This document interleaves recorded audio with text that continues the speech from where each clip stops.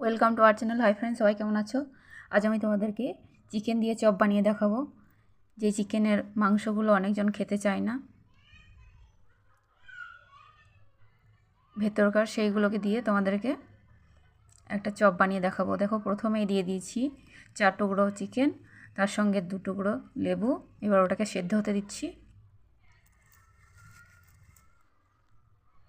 এভাবে 5 মিনিট মতো সেদ্ধ করে নিতে হবে।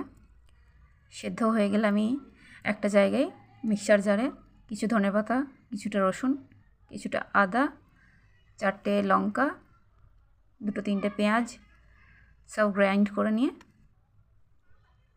এবার চিকেনগুলোকে দেখো সেদ্ধ হয়ে গেছে, আমি ছাড়িয়ে নিচ্ছি হাতে করে।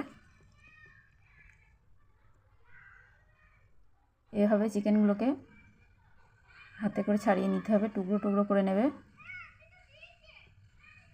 দেখবে এইভাবে করে খেয়ে অনেক টেস্ট হয়। এবার আমি এখানে পেস্টটা দিয়ে দিচ্ছি। এবার আমি প্রথমে দিচ্ছি জিরে পাউডার হাফ চামচ মতো, লবণ পরিমাণ মতো। এবার 2 চামচ এখানে আমি বেসন দিয়ে দিলাম, আর 1 চামচ মতো কর্নফ্লাওয়ার।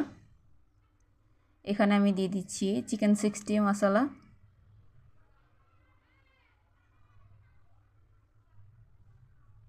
লঙ্কা গুঁড়ো, হলুদ গুঁড়ো 1 চামচ করে সব ছোটো চামচের। এবার সবগুলোকে একসঙ্গে মিক্স করে নিচ্ছি। দেখো এভাবে ভালো করে মিক্স করে নেবে। এবার আমার কড়াতে তেল দিয়ে দিলাম। এবার চপগুলো ভেজে নিই। দেখো এইভাবে একটা একটা করে ভেজে নেব।